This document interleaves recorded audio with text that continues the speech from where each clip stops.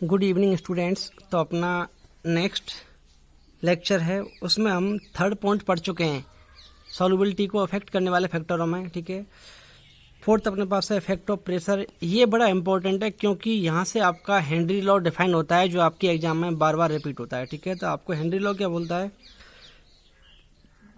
आपका है ना कांस्टेंट प्रेशर पर आपकी जो सॉल्युबिलिटी ऑफ गैस है ना वो क्या होगी, आपकी मोल फ्रैक्शन के प्रोपोर्शनल में होगी। ये अपने को ध्यान रखना है इसमें। ठीक है, ठीक है। एम प्रोपोर्शनल टू क्या होगा, पी, मतलब solubility of gas m is direct proportional to the partial pressure है। ठीक है, मोल फ्रैक्शन नहीं है यहाँ पे। ठीक है, partial pressure of the gas given होगा, ये अपने को ध्यान रखना है। प्रोपोर्शनल हटा, बीच में क्या आया कांस्टेंट के, तो एम बराबर क्या हुआ आपका के पी। ठीक है, ये मोल फ्रैक्शन नहीं है यहाँ पे, क्या है आपका पार्शियल प्रेशर। ठीक है, ये है। ठीक है, एम क्या होगा, मास ऑफ सॉल्यूट होगा, और सॉल्यूट यहाँ पे क्या आपकी गैस है जिसको हम डिजोल्व कर रहे हैं। पी क्या होगा, pressure of the gas at equilibrium condition. ठीक है, के क्या होगा आपका इक्विलिब्रियम कांस्टेंट होगा। ये अपने को अपनी बुक में है। इसका फिजिकल जो आपका सिग्निफिकेंस है ना इस हेनरी लॉ का, वो आपका नीचे वाली डेफिनेशन में है। आपके बोला है किसी भी गैस का पार्शियल प्रेशर पी, उसी गैस के लिक्विड सरफेस पर मोल फ्रैक्शन क्या होता है, प्रोपोर्शनल में होता है। ये अपने को ध्यान रखना है। किसी भी गैस का पार्शियल प्रेशर लिक्विड सॉल्वेंट की सरफेस पर या उस गैस के मोल फ्रैक्शन क्या होता है, प्रोपोर्शनल में होता है। अब वही सेम, ये हटा, बीच में क्या आया कांस्टेंट के एच। के एच क्या होगा आपका हेनरी कांस्टेंट होगा। पी क्या होगा, पार्शियल प्रेशर होगा। ठीक है, इक्विलिब्रियम कंडीशन पर। ठीक है, उसके बाद एक्स, ये ध्यान रखना, एक्स क्या होगा आपका, ये मोल फ्रैक्शन है किसका, गैस का है। सॉल्युबिलिटी कौन सी पढ़ रहे हैं, गैस की सॉल्युबिलिटी लिक्विड में, तो आपको ध्यान रखना है एक्स बराबर mole fraction of gas in liquid, ये अपने को ध्यान रखना है। अब अपने ग्राफ खींचना है यहाँ पे, इसको रखा आपने बाई एक्स पर, तो ये हुआ आपका बाई एक्स को रखा आपने यहाँ पर एक्स पर, तो ये हुआ आपका एक्स, और के एच क्या आपका कांस्टेंट है, इसको माना आपने एक्स, तो बाई बराबर क्या हुआ आपका एम एक्स। ये एक स्ट्रेट लाइन है जिसमें आपकी कांस्टेंट टर्म कितनी है, जीरो है। तो ऐसी स्ट्रेट लाइन जिसमें कांस्टेंट टर्म जीरो होती है हमेशा क्या होती है, आपकी ओरिजिन से पास होती है। आप देखो, आप प्रेशर आपका बाई पर है, एक्स गैस एक्स पर है आपका, तो देखो आपकी स्लोप एक्स के साथ में जो लिखा होगा वो क्या होगा आपका स्लोप टेन थीटा होगा। तो देखो यहाँ पे क्या लिखा हुआ आपका के एच, तो इसका मतलब आपका स्लोप क्या है यहाँ पे के एच गिवन है। ठीक है, अब यदि आपने प्रेशर कांस्टेंट किया तो आपकी x gas mole fraction of gas क्या होगा, के एच के इनवर्सली प्रोपोर्शनल में होगा। मतलब के एच की वैल्यू को इंक्रीज करने पर एक्स की वैल्यू क्या होगी आपकी, कम हो जाएगी। एक्स वह क्या है, सॉल्युबिलिटी है किसकी, गैस की, ये अपने को ध्यान रखना है। ठीक है, अब इस हेनरी लॉ कुछ लिमिटेशन है। पहला, पार्शियल प्रेशर आपका ज़्यादा नहीं होना चाहिए। दूसरा, टेम्परेचर आपका बहुत कम नहीं होना चाहिए। ठीक है, और भी हैं तो आपकी पीडीएफ में मैंने आपको सिर्फ उसमें इंपॉर्टेंट लिखी हैं। जैसे अपने पास देखो NH3 और HCl है, ये आपकी पोलर गैस है, ये भी आपकी पोलर गैस है। ठीक है, ये दोनों आपस में रिएक्शन करेंगी। ठीक है, लेकिन यदि आपका सॉल्वेंट नॉन पोलर है तो बेंजीन क्या होता है आपका नॉन पोलर होता है। इसका मतलब पोलर सॉल्यूट की नॉन पोलर सॉल्वेंट में सॉल्युबिलिटी कितनी होती है, कम होती है, और जहाँ सॉल्युबिलिटी कम होती है वहाँ पर क्या होता है आपका हेनरी लॉ एप्लीकेबल होता है। इसका मतलब इसमें आपका एप्लीकेबल है। अब नीचे देखो आप NH3 पोलर है, वाटर में डिजोल्व कर रहे हैं। वाटर क्या होता है आपका पोलर सॉल्वेंट होता है, दोनों आपस में रिएक्शन करेंगे तो क्या बनेगा NH4OH। इसका मतलब यहाँ पे आपकी सॉल्युबिलिटी क्या है, मैक्सिमम है, तो हेनरी लॉ आपका एप्लीकेबल नहीं है। तो जहाँ पर सॉल्युबिलिटी कम होगी वहाँ पर आपका हेनरी लॉ एप्लीकेबल होगा, जहाँ पर सॉल्युबिलिटी ज़्यादा होगी वहाँ पर आपका हेनरी लॉ एप्लीकेबल नहीं होगा। इसका मतलब पोलर सॉल्यूट है तो आपका नॉन पोलर सॉल्वेंट होना चाहिए, तभी आपका हेनरी लॉ एप्लीकेबल है। अन्यथा आपका पोलर सॉल्यूट पोलर सॉल्वेंट में हेनरी लॉ आपका एप्लीकेबल नहीं है। अब इस हेनरी लॉ की कुछ एप्लीकेशन है जो आपको ध्यान रखनी है। तो देखो इसमें पहली एप्लीकेशन क्या है, जैसे अपने पास कोल्ड ड्रिंक्स होती है ना, तो उसमें क्या होता है आपका CO2 गैस लिक्विड में क्या होती है आपकी डिजोल्व होती है।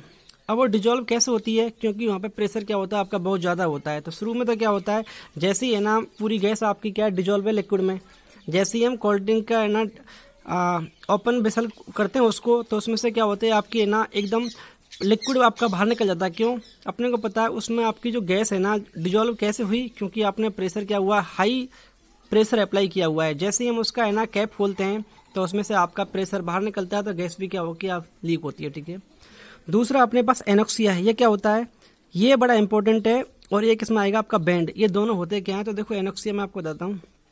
जितने भी आपके ना बड़े बड़े हिल पर्वत हैं, उन पे आपके जब पर्वतारोही, ठीक है, क्लाइंबर है ना, जब चढ़ते हैं ना, तो वहाँ पे क्या है, धीरे धीरे जैसे जैसे है ना हाइट पर जाते हैं, तो अपने को पता है ऑक्सीजन क्या होती है, कमी होती जाती है।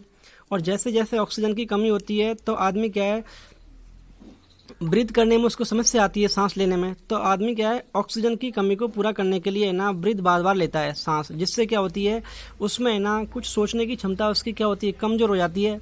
और कभी कभार आदमी क्या पागल भी हो जाता है, ठीक है। तो आपके बोलना है हाई एल्टीट्यूड पर आपके जो क्लाइंबर होते हैं, जैसे जैसे हाइट पर जाते हैं, तो ऑक्सीजन की डेफिशिएंसी को पूरा करने के लिए वो क्या है, बार बार ब्रीथ करते हैं, सांस लेते हैं, जिससे क्या होता है, उनकी सोचने की क्षमता कमजोर हो जाती है। और कभी कभार तो उनकी ना पागल वाली कंडीशन भी हो जाती है, ठीक है। सेकंड अपना क्या है, बैंड है। ये क्या होता है, जैसे जैसे हम आपके जो डीवर होते हैं, ठीक है, जो आपके ना ये गोताखोर होते हैं, जैसे जैसे है ना नीचे जाते हैं पानी में, तो अपने को पता है टॉप पर जाने पर तो प्रेशर क्या होता है, कम होता है, नीचे जाने पर क्या होता है, आपका ज़्यादा होता है। तो जितना ज़्यादा प्रेशर होगा, सॉल्युबिलिटी क्या होगी आपकी, उतनी ज़्यादा होगी।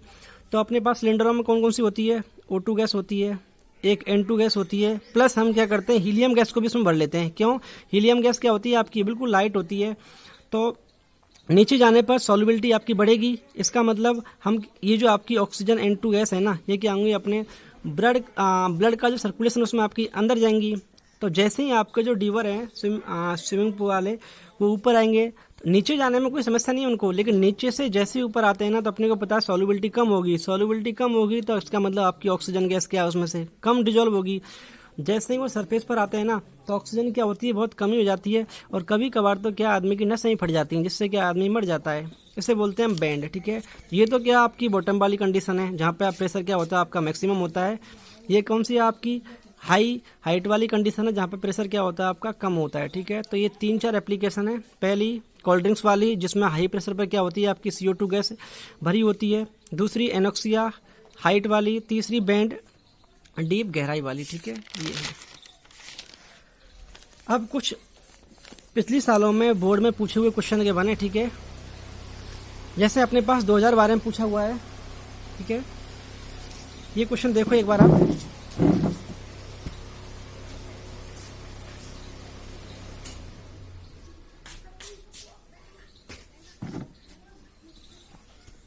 तो देखो अपने पास 2012 में क्वेश्चन पूछा हुआ है। आपके पास क्या है, 20 ग्राम NaOH गिवन है, जिसको आपने क्या किया, 250 ml सॉल्यूशन में डिजोल्व किया। तो आपसे बोला है मोलरिटी क्या होगी। तो पहले तो आपको बोर्ड में कैसे लिखना है वो देखो एक बार आप। B का मतलब क्या होता है, सॉल्यूट। A का मतलब क्या होता है, सॉल्वेंट। तो आपने कितना ग्राम डिजोल्व किया है, 20। WB कितना हुआ है, 20। इसका मॉलिक्यूलर मास कितना होता है, 40। वॉल्यूम कितना है, 250 ml। M क्या होता है, मोलरिटी, कैपिटल M सिंबल होता है इसका। WB/MB इंटू B ml में है, तो ऊपर क्या आएगा आपका 1000। इनको सॉल्व किया तो कितना आया आपका 2m, ठीक है। 2011 में सेम पूछा हुआ है ऐसा ही क्वेश्चन आपके पास, ठीक है। आपने क्या किया, 5 ग्राम NaOH को डिजोल्व किया 500 ml सॉल्यूशन में। तो आपसे बोला है मोलरिटी कितनी होगी, तो वही सेम वैल्यू पुट की यहाँ पे सॉल्व किया तो कितना आ गया, 0.25 m आ गया, ठीक है। नेक्स्ट अपने पास बड़ा इंपॉर्टेंट क्वेश्चन है, 2013 में पूछा हुआ, 12 में पूछा हुआ, ये भी बोर्ड में। आपसे बोला आपके पास एक सॉल्यूशन गिवन है, जिसकी डेंसिटी कितनी है अपने पास, 1.85 ग्राम पर सेंटीमीटर क्यूब गिवन है। तो आपसे बोला है इस सॉल्यूशन की मोलरिटी क्या होगी यदि आपके पास 10% W/W H2SO4 का सॉल्यूशन गिवन है। तो ये हम पढ़ चुके हैं। 10% W/W का मतलब ऊपर वाला क्या होता है, सॉल्यूट, और नीचे क्या होता है आपका सॉल्यूशन होता है। इसका मतलब सॉल्यूट कितना है, WB 10 ग्राम, सॉल्यूशन कितना है, WA + WB 100 ग्राम। कुछ नहीं है, कितना मानते हैं, 100 ग्राम मानते हैं हम, ठीक है। बचा क्या आपका सॉल्वेंट, तो कितना आया 100 - 10 90 ग्राम, ठीक है। आपसे पूछा क्या है, मोलरिटी क्या होती है, number of moles of solute present in 1000 gram of solvent. तो WB/MB इंटू WA, ये किस में होगा आपका 1 kg में है। ग्राम में चेंज किया तो आपने ऊपर 1000 से मल्टीप्लाई किया, वैल्यू पुट की है इनकी, तो सॉल्व करने पर कितना है आपका 1.13, ठीक है। नेक्स्ट अपने पास क्वेश्चन के बने 2012 में, ये भी बोर्ड में पूछा हुआ है। आपसे बोला है आपके पास KI का एक सॉल्यूशन के बने जो 10% W/W के बने। इसकी डेंसिटी आपके पास कितनी है, 1.202 ग्राम पर सेंटीमीटर क्यूब के बने। तो आपसे बोला है इसकी आपको मोलरिटी निकालनी है, इस सॉल्यूशन की। यदि आपके पास KI का मॉलिक्यूलर मास कितना है 166 गिवन है, ठीक है। तो देखो सबसे पहले तो इस 10% W/W का मतलब समझो आप। इसका ऊपर वाले का मतलब होता है मास ऑफ सॉल्यूट या वेट ऑफ सॉल्यूट इन ग्राम, और नीचे वाले का मतलब क्या होता है मास ऑफ सॉल्यूशन। तो W भी कितना है 10 ग्राम, सॉल्यूशन कितना है 100 ग्राम, तो सॉल्वेंट कितना है आपका 90 ग्राम। D बराबर कितना होता है M/B। ये मैंने आपको पहले बताया था मोलरिटी में। ये जो आपका फॉर्मूला है ना सिर्फ सॉल्यूशन के लिए अप्लाई होता है। तो यहाँ से B कितना आया MS/D। MS क्या होगा सॉल्यूशन का मास होगा। यहाँ से B निकाला तो आपका ये आ गया। अब देखो है ना इसकी यूनिट ml में कैसे आई। ऊपर क्या आपका MS, ये किस में होता है आपका ग्राम में, तो ये लिखा आपने ग्राम। नीचे क्या आपका D किस में आपका ग्राम पर सेंटीमीटर क्यूब, तो सेंटीमीटर क्यूब नीचे ये आपके ऊपर जाएगा। ग्राम से ग्राम कैंसिल, तो कितना बचा आपका सेंटीमीटर क्यूब। और 1 सेंटीमीटर क्यूब बराबर कितना होता है आपका 1 ml। तो इसका मतलब वॉल्यूम किस में आ गया आपका ml में आ गया, ठीक है। ये अपने को ध्यान रखना है। यहाँ से आपने W भी कितना है 10, M भी कितना है ये गिवन है क्वेश्चन में, देखो आप 166 गिवन है, इसकी वैल्यू यहाँ रखी है आपने। उसके बाद B कितना आया आपका, ये इसको रखा आपने, ये ऊपर गया 1000 से मल्टीप्लाई किया ग्राम में, तो आपका कितना आया मोलरिटी 0.274 M, ठीक है। तो ये है। अब अपने पास नेक्स्ट है वेपर प्रेशर, तो वो तो हम परसों पढ़ेंगे, ठीक है। एक बार इनको देख लो आप, ठीक है। इस क्वेश्चन को ढंग से देखना है एक बार, ठीक है। डाउट आए कमेंट करो आप, ठीक है। लगभग आपका 30% ये चैप्टर खत्म हो चुका है, 30-40%, ठीक है। Thank you.